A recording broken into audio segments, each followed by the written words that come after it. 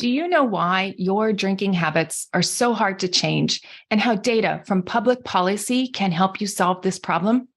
In this video, I'm talking with New York Times bestselling author Maia Szalavitz to answer this question and more.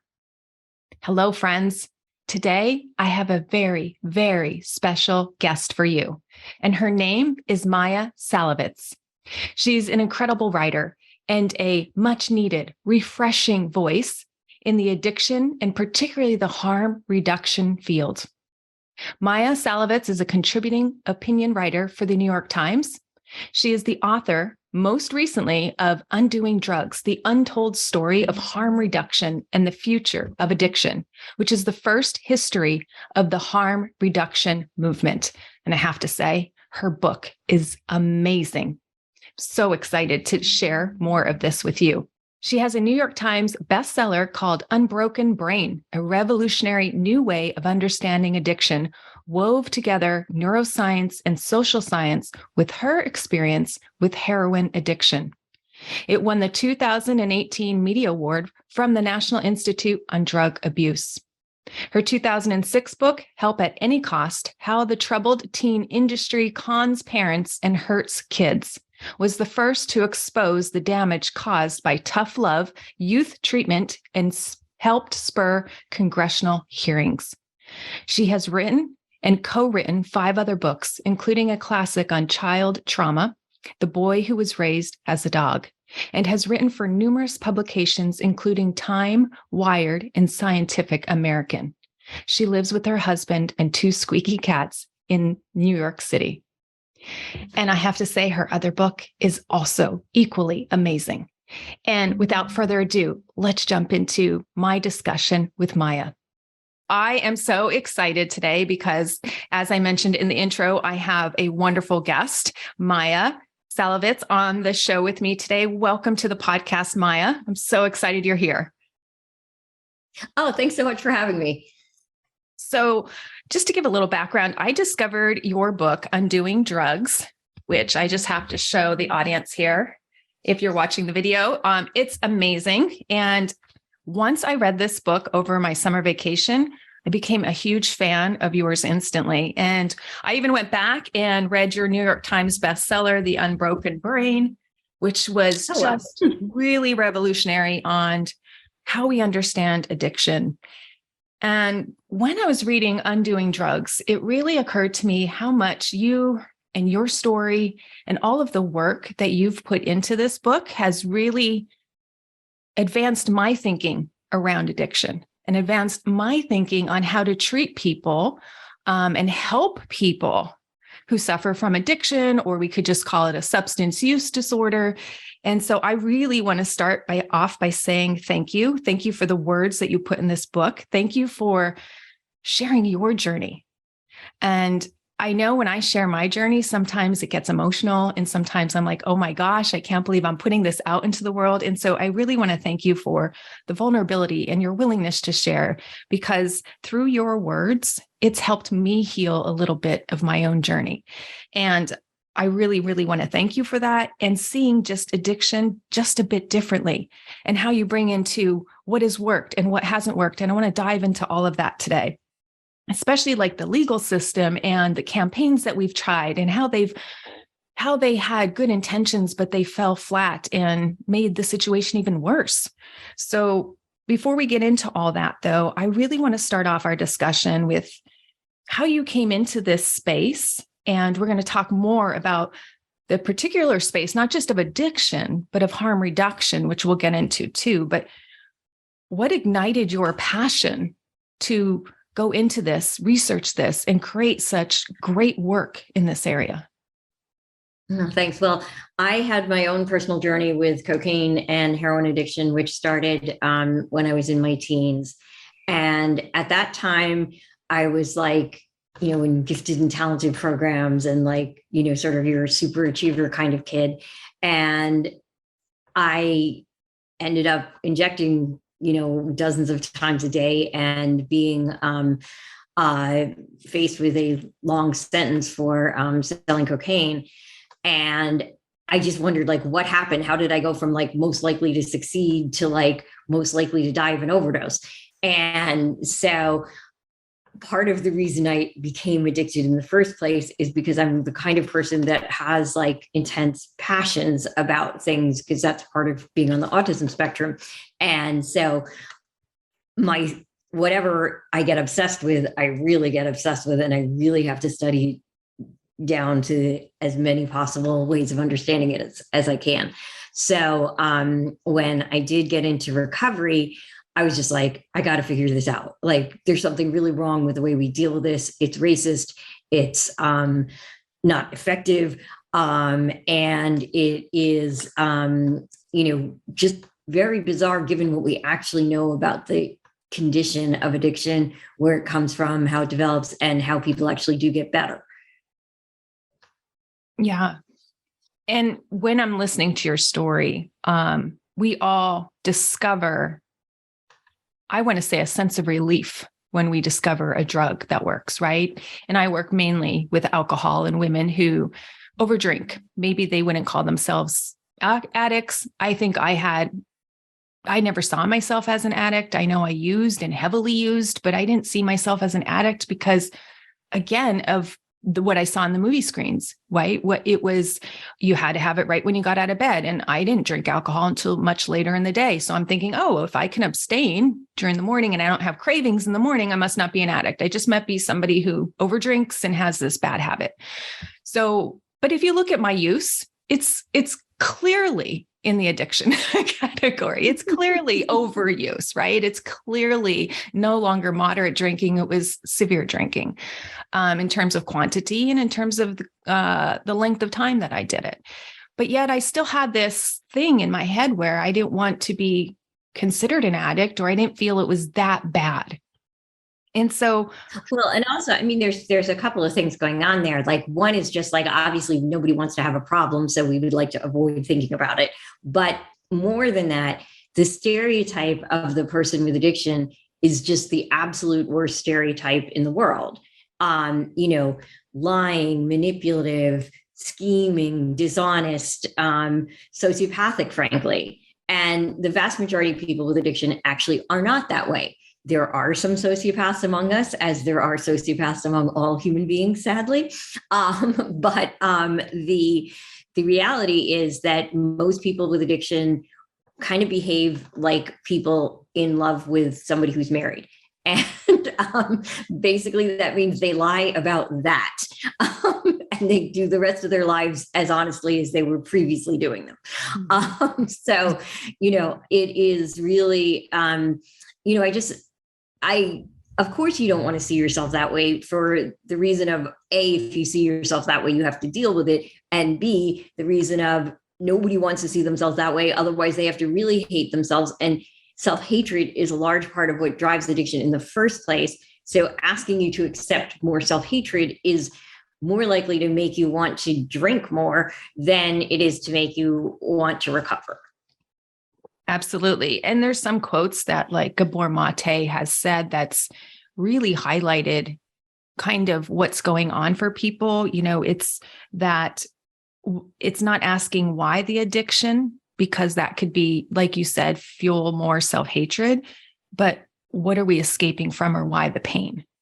Right. And what's the narrative we have going on there? What childhood traumas maybe we have suffered, or what, for me, it was a form of perfectionism, right? Like, when things weren't perfect, I didn't know how to deal. Like, my anger would get flared up, and I don't know if it's because I'm a redhead and I just get hot tempered, or I just fly off the handle. And this was a way to calm me down. And I found it as a solution. And so I never looked at I knew my drinking caused problems, but to me, it felt more like how I managed my emotions, particularly anger. Yeah. I mean, and that is, pretty classic. And what we've done by having this drug war and having this very moralistic view of this is that we've created this story. People with addiction are selfish, evil hedonists who all they care about is like getting high, and they don't care about anybody else or anything else. And they are that way just because pleasure seeking is the only thing they care about. And when you actually look at the people who have addiction, I'm sure you may find some such people like that, but the vast majority, I've never met anybody, maybe I've met one or two people like that, but the vast majority of people that I speak with who have addiction are trying to self-medicate. They are not trying to like have more fun than they deserve or seeking unearned pleasure or any of these sort of moralistic ways we have. It's just like what a lot of people don't understand is we're all wired differently. And so what's tolerable for me may be agonizing for you. And what I love, you may find disgusting. Like, it's like, we're just really different. Our brains are different. Our bodies are different. And assuming that like everybody can feel good in a social situation, or everybody can, feel good when faced with a math test, or, or having to drive down the highway very fast, or whatever thing you may fear. The reality is that like we're all different, and I might find a shirt that you love unbearably itchy to wear, and it's just like our senses are different, our experiences are different, our histories, our genes, all this stuff, means that like, if I could choose like what annoys me, that would really be great. If I could choose the things that I can't really tolerate, that would also be fabulous, but nobody can. Like, it's not like you can say, okay, I will now decide that loud sounds don't terrorize my nervous system. Like, it's just, you can't do that. I mean, you can tell yourself, this does not mean danger. It's okay. You don't have to fire all that adrenaline, but it still happens. And so when we understand that people are wired in these very, very different ways, clearly some of them are going to seek to get to be more normal by developing various ways of coping. And drugs, for many people, work quite well, at least at first, in order to achieve that. Yeah. And it certainly definitely numbs, right? And dulls whatever we can't tolerate or whatever pain that we are experiencing. I just want to say, like, sometimes nulling or dulling pain is absolutely needed. If you're wired such that like every experience overwhelms you, then a drug like, say, an SSRI antidepressant, which will turn down the volume on your emotions, is not going to make you into a zombie robot who has no emotions. It's going to make you into a better connected human being, because you are no longer bouncing off the roof every time you experience an emotion. And so, a lot of people think, oh, numbing stuff, we should never numb things. We should always like just, go towards them and embrace them. Well, sometimes doing that means that you're going to end up being a very selfish person curled in a ball because you can't tolerate anything. And you're selfish because you would like to deal with other people's distress, but it overwhelms you so much that you have to curl in your little ball. So it's really, really important to recognize that, it's not people wanting extra special fluffiness or something. It's that people can tolerate more or less of different things. Absolutely. And that fluffiness is good. Right. Some days we love fluffiness, like a cozy blanket. But I like how you said that, because that really is like, at least, when I was practicing as a pharmacist, that personalized medicine approach, right? What works for one person may not work for another. And what side effects come from a medication may not be tolerable for some person, but may be tolerable for another. And the therapeutic effects make them more able to interact in a way that is more normal for them or that they enjoy. I want to pivot. It's like, if you start, if you just look at it like, okay, if you give somebody who's already feeling numb and is feeling disconnected from their emotions, and, and you give them something that makes them even more so, that is going to make them worse, not better. But assuming that everybody starts at the same point on the scale, and that going up is always good and going down is always bad, is wrong. Because if you start up here, you need to go here. And if you start down here, you may need to go here to get to some semblance of, functionality. Yes, I agree. Now, let's pivot. And I want to talk about this concept of harm reduction, because that is something that I practice in my programs with the women that I help. And you have so many beautiful ways that you describe it in both of your books that I've read. And I really want our audience to understand harm reduction better. So can you tell us in your words how you would describe harm reduction? So harm reduction is basically the idea in drug policy or in health policy more generally that we should focus on stopping people from getting hurt rather than stopping them from getting high or from taking other health risks. Harm reduction accepts that people are always going to take risks and do things that we would prefer they don't do. And instead of trying to just make those things harder to do or hurt them even further in an attempt to deter them, let's reduce the harm and help them figure out what's driving this and how we can keep people alive. Yeah. And you give some beautiful words to this that I've taken from your book.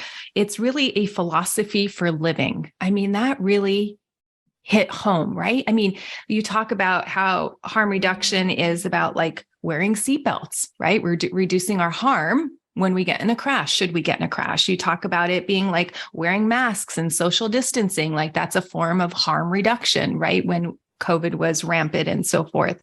And I love also this. And nobody's gonna with that in particular, we knew that that it is unhealthy to have no social interaction.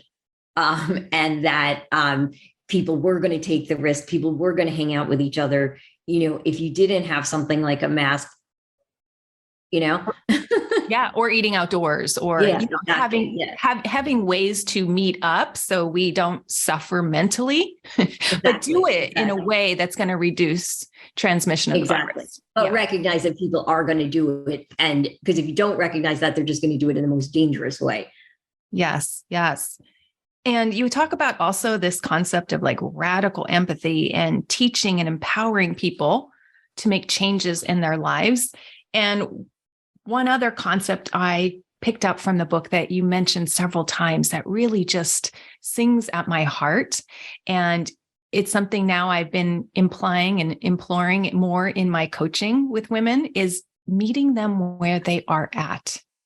And I think there is nothing more beautiful and preserving of somebody's human dignity than meeting them where they are at.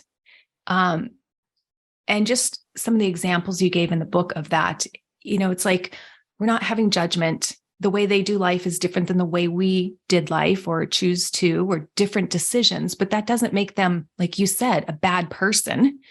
It's just they're here. And where do they want to go? And then meeting them right where they are so that they can make changes to improve. Yeah. Meet them where they are, but don't leave them there.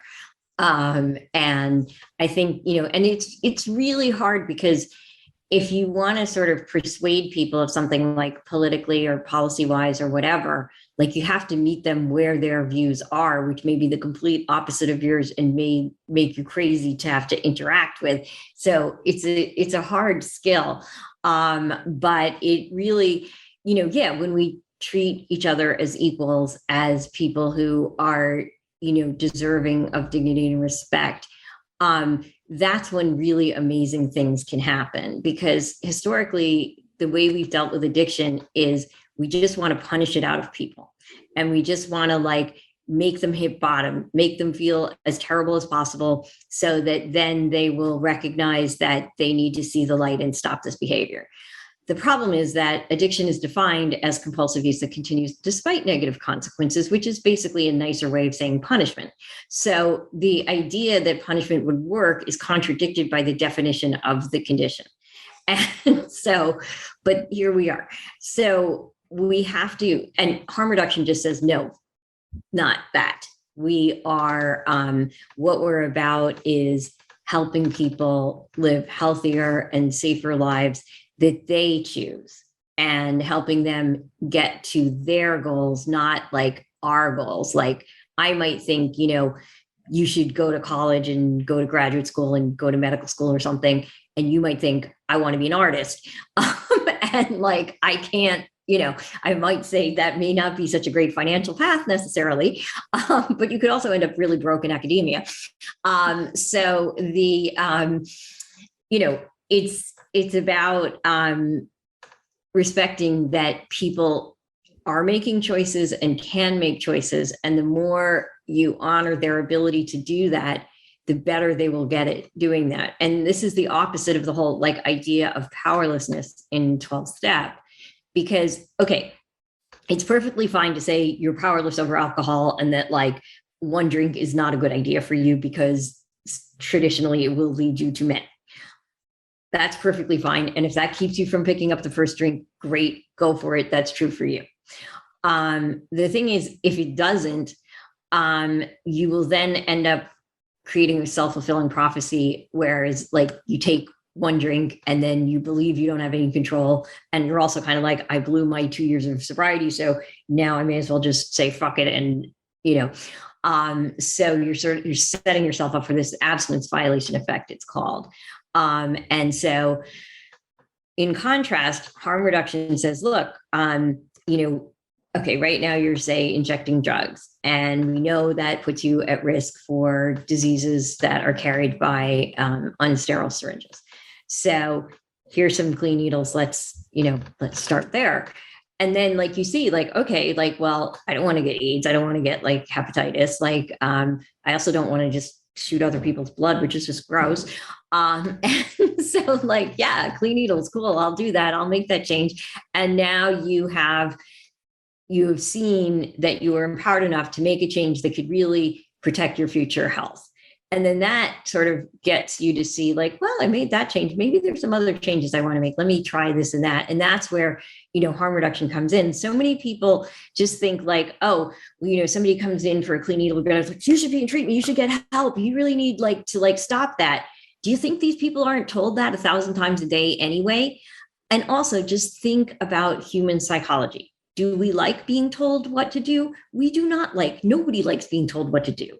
Whereas if somebody says, hey, I'm a little worried about you, like, have you considered this? When you have determined that they are sort of in a receptive state to hear that. But you first need to build that relationship, and building that relationship by saying, I have no expectation of you doing anything other than you're doing right now. You are valuable and important as you are right now. I want you to stay alive. Here's a clean needle. Here's naloxone, whatever. And so that looks counterintuitive because it looks like, oh, they're not telling them to go in recovery. So they're like, not like, helping. But when you look at the actual data, people are more likely to get into all forms of recovery if they engage in harm reduction than if they don't. So the idea that like, if you give people clean needles, oh, well, now I have no excuse not to, now I have no reason to stop. I'm just going to do this forever. That is not how it works. You give somebody clean needles and they start to think, wait a minute, like I can make some positive changes in my life. Let me see if there's other ones I want to make. And this person said, if I ever wanted to do something, I could call, so I can call.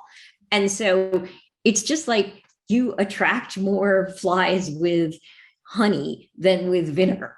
And, your grandma probably told you that. And we just forget this because we think people with addiction are subhuman and can only be treated with violence, emotional or physical. And that is just so sickly ironic because, of course, a lot of people become addicted because they were treated violently as a child, or neglected, or experienced many different kinds of trauma that people can experience. So understanding that, people with addiction tend to be people in some kind of emotional pain that are looking for a way to feel okay. They're not trying to be happier than everybody else in the world all the time and not have any responsibilities. There may be some people like that, but the vast majority of people with addiction who I know and have read about and have met and that is a large number of people at this point.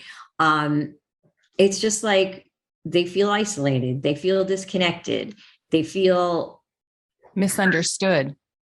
Yeah. And this thing, and I mean, we have a very disconnected, alienating, individualistic society, which is ripe for, something to consume will fix you.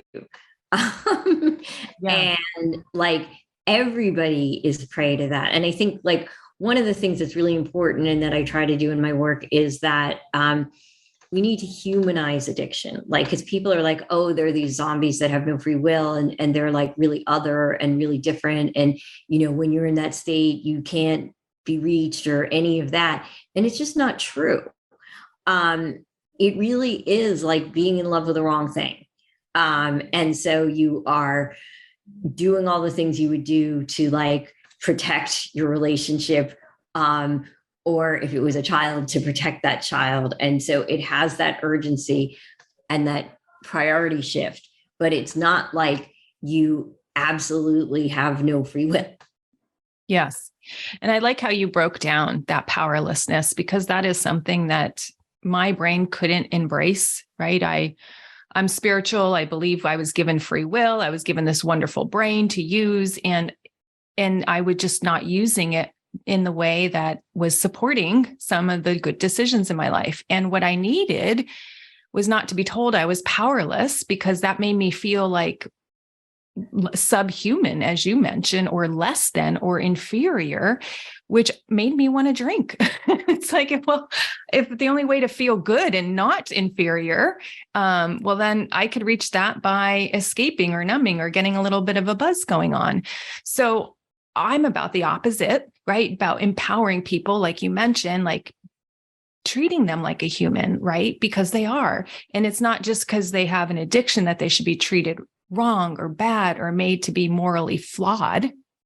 It's just that they've made different choices, and that we could meet them where they're at, like you say in your book so beautifully, show them empathy, and then teach them better ways. And as you mentioned with that needle exchange program, so several times in the book, I just saw it as like, when you go in and do these educational services where you're teaching them how to use the needle and all this stuff, it's like, I used to think, and I was taught that in pharmacy school, that might be an enabling approach. Like, we're just enabling drug users to use more. And there was such resistance to allowing these programs to be.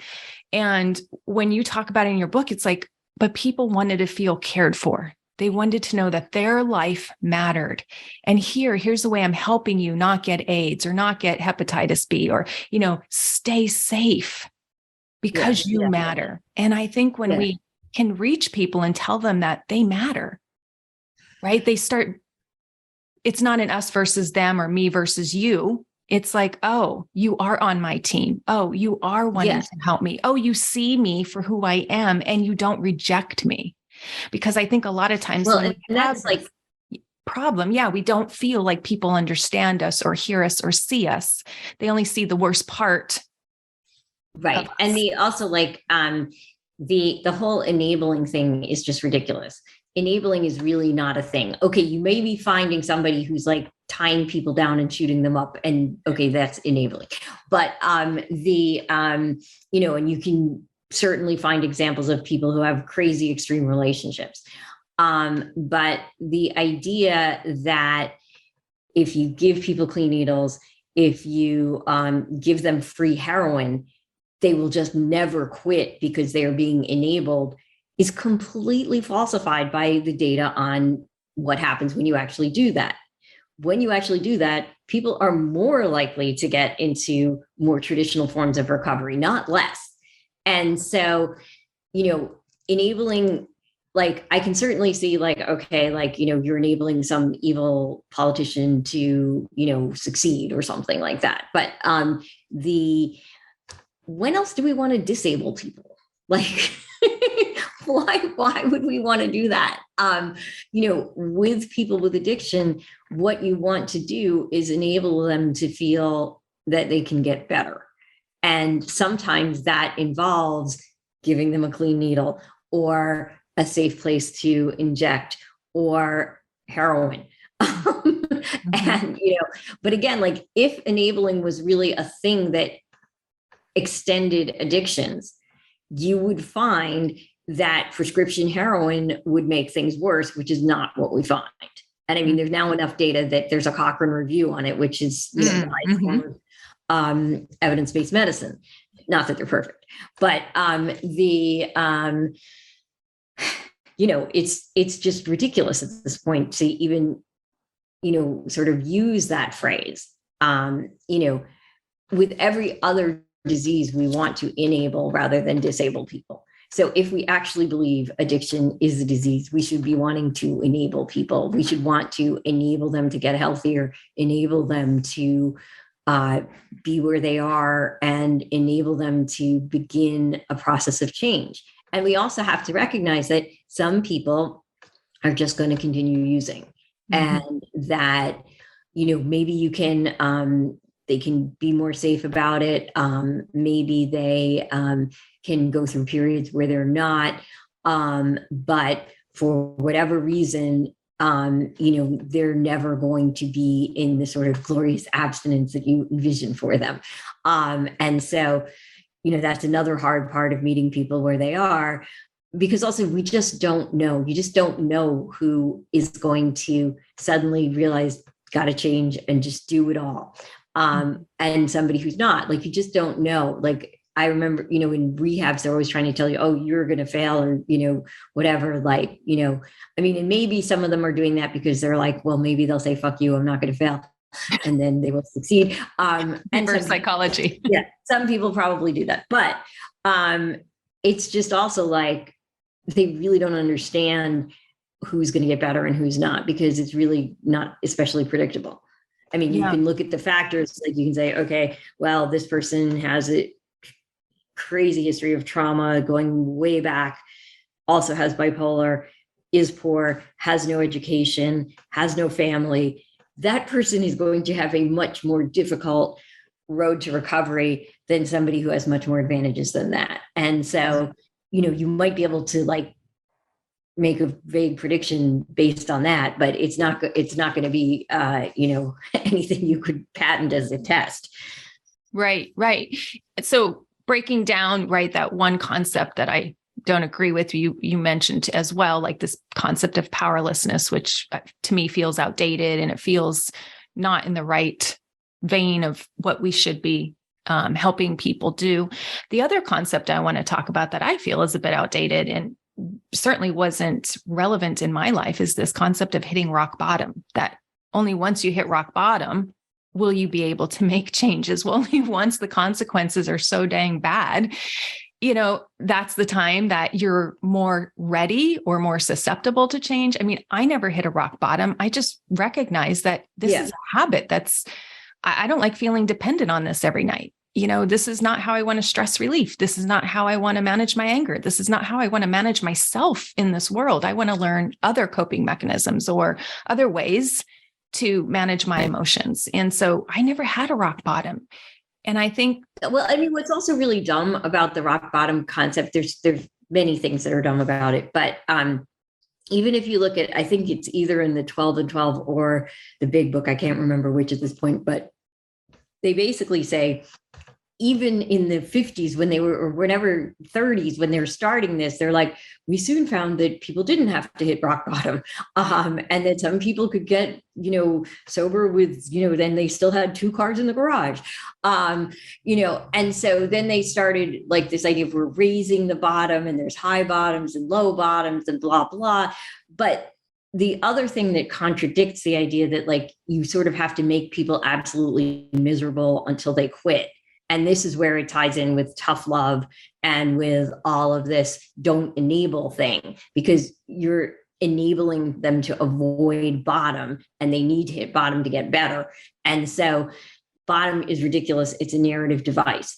Basically, let's say I get, I have 5 years in recovery after my bottom, and now I relapse. So now I have a new bottom. Like, it's not, and the other thing is just that, okay, who's more likely to get better? a doctor who has $3 million in his bank account and 4 lovely children and a supportive wife and a meaningful job that is very high status, or a homeless guy who has nothing and no education. Now, I'm going to bet on the doctor, right? Mm-hmm. But if you're going by the bottom principle, you have to vote for the homeless person. Mm. So like, Yes. and this is like, this completely falsifies that instantly to anybody who has any common sense. Yes.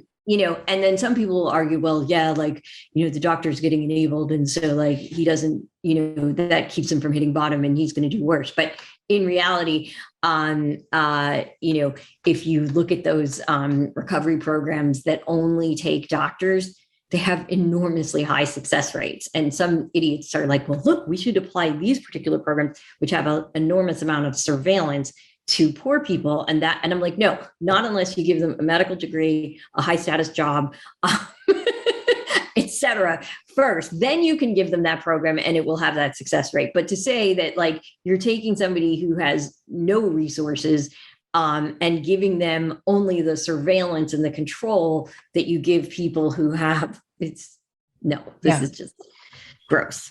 Yeah. And what you mentioned there, and you mentioned in the book, is that not everybody's definition of success is total abstinence, right? And if that's our measure, and that's our only measure of success on the road to recovery is total abstinence, then like you said, we can go 5 years or days or months not using. And then it kind of, when you have a slip up, or they call it relapse, right? They make a big deal out of it and they focus on that one time of failure. And they miss like the months, the weeks, the days, the coping mechanisms you're learning, how your life's improving. Like they miss hundreds of successes only to focus on this one failure, which when you focus on that one failure and then you take it personally as like a character flaw or a moral failing, then you're more likely to slip up again because you feel so bad about yourself rather than also recognizing all the wins. Yeah. Well, also, I mean, the thing about that, like I have said this many times, but I think if you're going to be in a continuous abstinence program, like a 12-step program, let's say you have 5 years, you slip for a couple of days. My argument would be you go for 90 days again and you get your 5 years back, because those 5 years were not erased by those 5 days. And so it's just, and I mean, the reason I say get the 90 days back for stabilization, whatever, but I think that would sort of satisfy the desire to like have status by how long you've been there, which, all groups pretty much do, in a way that's much more fair, and much less humiliating. I also think, that like, right, if you think that abstinence is the only measure of recovery and, well, I killed someone today, but I stayed sober, so it's all good. It's ridiculous. But people say things like that, so to understand, I mean, what we really want to measure is how are people doing at like love and work, as like Freud said, the two things that you want to be doing, that you need for a meaningful, good life, love and work. Okay. How are you doing with these things? And, do you have a house? Are you employed? Are you like, is your mood okay? Are you able to like, function? Now, as much as this, obviously some of this will end up being ableist and you need to like, whatever, but that's this, bottom line is people need to recognize that recovery is different for different people and that what works for me may not work for you. Some people, if they, use opioids, they can never use alcohol because it'll just take them right back there, or because they'll misuse the alcohol. Some people can just be like, okay, I had a problem with opioids, but I don't really like alcohol that much, so I can do it in moderation. Similarly, weed or whatever else, like it's not, I just think like if we measure sobriety by like what's in your bloodstream, it's just not good. It's very myopic, right? Like that's why in my program, I say we talk about drinking less than 10% of the time. 90%, we are talking about your life. What's going wrong? What don't you like? What do you need, right? Are there coping mechanisms? Like I didn't know that there were coping mechanisms for anger. I didn't know there was anger management, right? Like that was a new term to me. It's just not something I've come across. And so it's really about educating yourself and finding different tools, right, to manage where you feel like, oh, and if I managed my anger, I find that I don't overdrink. And that helps me become this person that I want to be, which I talk about, a person or a woman that's could take it or leave it. Like to me, that's a term I guess a lot of people talk about is like controlled drinker. I feel like I can control my drinking when my anger is under control and when my stress is under control, right? So I can moderate very easily. It's not difficult. It's not like something I'm obsessing over or I'm thinking, oh, I don't get to have alcohol today or woohoo, I get to have alcohol today, right? It's not this, it's not so important to me because I've learned other tools that help me for my life. Yeah. And so I think a lot of us are turning to alcohol. And that's what the studies show in the last, particularly 2 to 3 years, because with COVID and the shutdown and the kids came out of school, a lot of that fell on the responsibility of the female of the household. And so some of the females had to walk away from work, or some of the females had to disengage from work or cut back on hours in order to support their children and do what's good for the family. And some people weren't wanting to do that. And so that's increased stress. It's increased depression because they aren't finding the meaning that they found outside of the home, right? So all of this has led to like a skyrocketing of over drinking among women. And it's turned into the new mommy's little helper, I call it, right? It's like, oh, it's how I get through my day. We joke and it's on rosé all day t-shirts and mommy's sippy cup we hear in the mommy wine culture.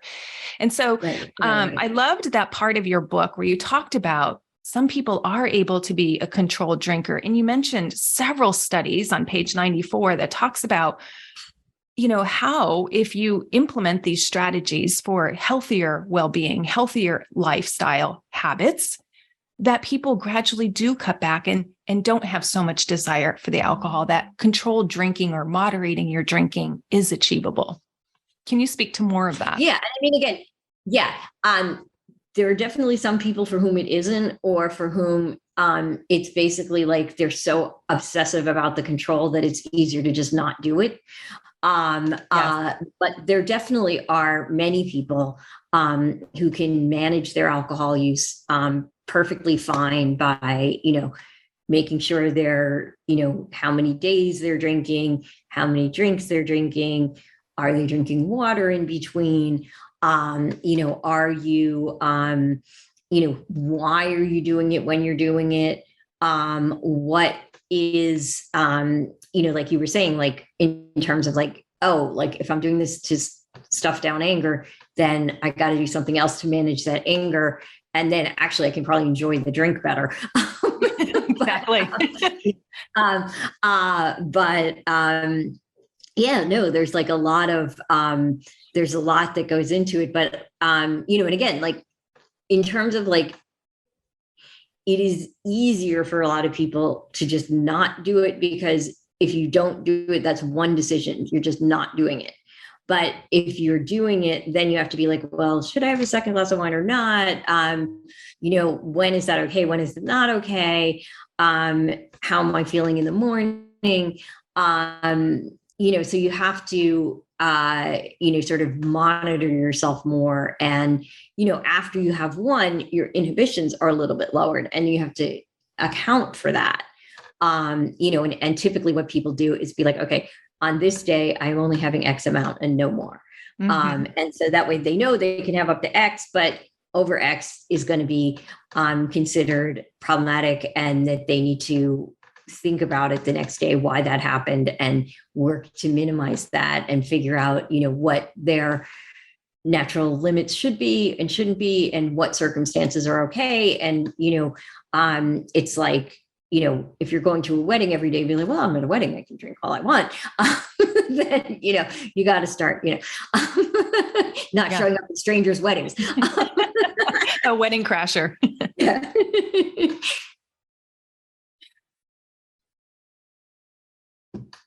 But yeah, I mean, it's a whole, there's a whole lot. Moderation Management is an organization that some people have found useful in terms of that. There are a bunch of things, new books and organizations aimed at women for the sober curious, and for, just like making alcohol a smaller part of your life. And I think, all of that is definitely healthy. And you just have to find like what works for you and not feel bad about yourself. Like if moderation doesn't work out, or if, you used to be abstinent and now you're moderating and it's going well, but you're feeling guilty because all your old friends think you have crossed over to the dark side. For many years in my recovery, I did not drink or do anything other than my antidepressants. And a lot, there was a few years where it was just like, well, I just don't want the disapproval of these people, and that's why I'm not doing it. And then I was kind of like, well, I'm not even hanging out with those people anymore. Do I really? But yeah, like, it's like, if your entire friend group is 12-step, moderating may not be the best idea for you. Right. Because the judgment and all that comes with it. Yeah. You're probably going to lose all your friends. And that is like much more harmful than, right. 'Cause nobody wants to be isolated. Yeah. And it's just really bad for you, physically, emotionally, whatever.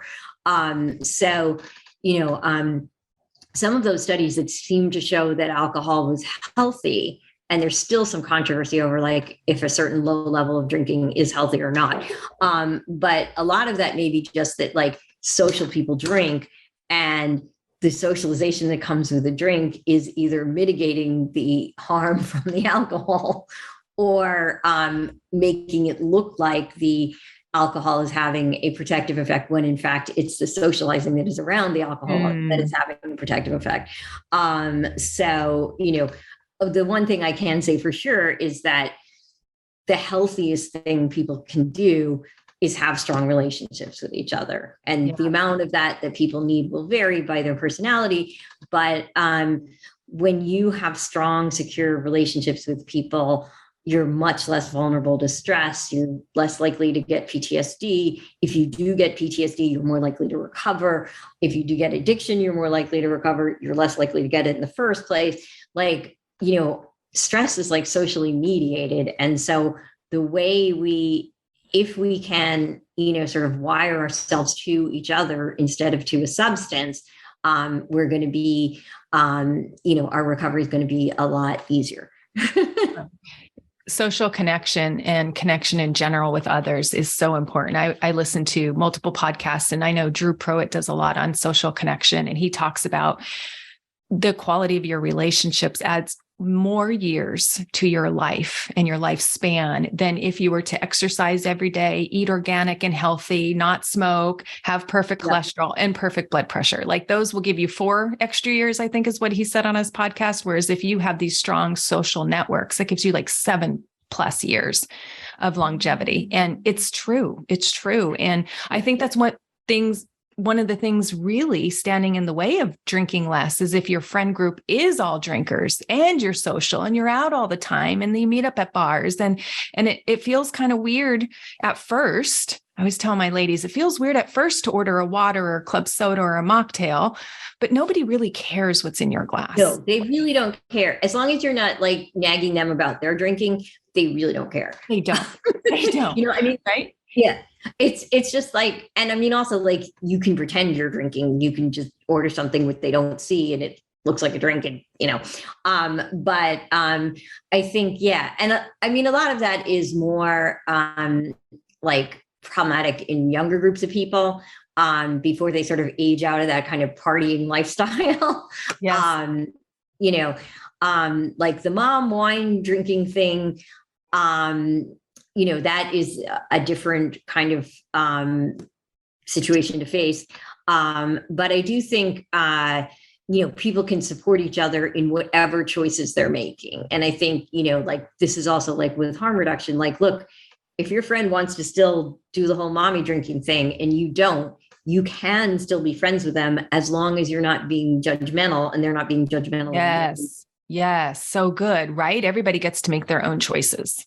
Yeah. Yeah. And I think like when we treat each other that way, a lot of the sort of clash that seems to be between harm reduction and abstinence goes away because, abstinence is just kind of the most extreme form of harm reduction, you might say. But that does not mean that that it is superior to that. It's going to depend on the person. And so if we recognize this is my path, that's your path, then we're not going to be like, oh, well, that person can drink, so I can drink. And yeah. Right, exactly. And I was just thinking as you were talking, because as we're heading into the holiday season, like another message we get a lot is like, don't drink and drive, right? That's harm reduction, obviously. Oh, yeah, absolutely. Yeah. And we can all support that, whether we're abstinent or we continue to drink, but we do it more responsibly. Right. So, yeah. Well, and that's the cool thing about like the designated driver, because that gives a social role to somebody who's abstaining. And that person may be the biggest partier on other days, but showing that like, that person can not do it when they shouldn't, and also that they're just as accepted in the group, maybe even more so because they're doing the pain in the butt thing. Right. They're sacrificing for the fun of the group. Exactly. And so like, but it's really, that I think is like such a brilliant like harm reduction thing because of that, because it's not like you must not drink. It's like, you must not drink and harm people, which would happen if you drove. Right. Well, Maia, as we wrap up this interview, as we wrap up our discussion today, I want to just give you an opportunity. Is there anything you'd like to add or share with our listeners as we wrap up, or maybe share one small change that has helped you in your journey towards recovery? Let me think about that a second. Yeah, sure. And we can edit out all the pause. It's fine. Sure. Yeah. I mean, I just think like, be gentle on yourself and take care of yourself and your friends. The pandemic has created a situation where we're all more stressed and we're all sort of, whatever predisposition we have to whatever mental disorder we may have, we're one step closer to that disorder because of the enormous stress society has just been on. So try to like chill as much as you can, try to not disconnect, like meet people where they are. If this person doesn't want to mask and you do, whatever, like obviously if you're talking about somebody with immune compromise, this may be different, but if the point is like, we all have different risk tolerances and this can create enormous social stress. And it has done throughout the pandemic, and it's made politicizing, protecting yourself, it has politicized it. So be easy. Yeah. Do what you can to protect yourself and take care of yourself and your friends, but try to let go of as much of the judgment as possible, especially on yourself, because, that stuff can really eat away at you in a really harmful way. And, do the things that you need to do that, for you that like relieve stress, like whether that's like going to the gym or singing or, whatever it may be. Yeah. Watercoloring, any of that. And I just want to, end cap this with what I found on page 73. And you were talking about this quote that is from the goddess of harm reduction, Edith. And I just wanted to read it to our listeners. I looked at my own case. I felt so stigmatized that I felt that I wasn't any good. And then when I finally realized that there was nothing wrong with me, that I was just struggling with the problem, and that I was doing the best I knew how, I began to meet myself where I was at and get better. And when I read that, Maia, that brought tears to my eyes. And it's such a beautiful capture that you've put in this book, really to meet ourselves where we're at and just make one small step, one small change through love, not through hating ourselves, but really just recognizing this is just a problem that we can overcome. Yeah. Yeah. She's just amazing. Oh, Maia, this has been so wonderful to have you on the podcast. Thank you for the huge contribution that you've made to the field of addiction and really shining the light on harm reduction and what really works for people and what hasn't. And I love how you went back into the past and looked at the Just Say No to Drugs campaign, and that didn't work, and how we can learn from that. And, making this an issue that doesn't have to be stigmatized, that we don't have to treat people less than or inferior, and that we can meet them where they're at. And for all of you who are listening, pick up a copy of this book. Undoing Drugs will just pull at your heartstrings. It'll teach you some things about if you are struggling, or maybe you have loved ones who are struggling. It really is a fabulous book. It goes right into the science, the history, how we handle addiction, as I mentioned, what's effective and what's been ineffective at minimizing drugs and use. And it also ends with a beautiful pathway forward. So I appreciate all your efforts in putting this out into the world, Maia, and the impact that you are making in all you do. And it really inspires me and actually validates my work and makes me feel good about this work as well, as we're doing it together, because we are meeting people where they are at. Thank you. Thank you so much. Thank you as well. And it's always good to hear that my work is inspiring and helping people. So thank you. Wonderful.